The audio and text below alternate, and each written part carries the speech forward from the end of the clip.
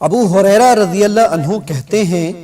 کہ رسول اللہ صلی اللہ علیہ وآلہ وسلم نے فرمایا، جس سے کوئی دین کا مسئلہ پوچھا گیا اور اس نے اسے چھپا لیا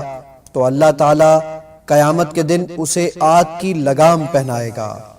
سنن نبی داؤد حدیث نمبر 3658۔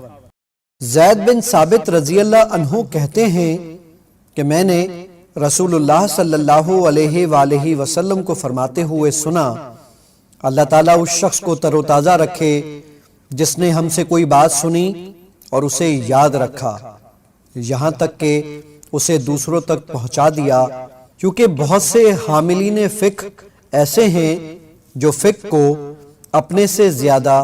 فقہ و بصیرت والے کو پہنچا دیتے ہیں، اور بہت سے فقہ کے حاملین خود فقیہ نہیں ہوتے ہیں۔ سنن نبی داؤد حدیث نمبر 3660۔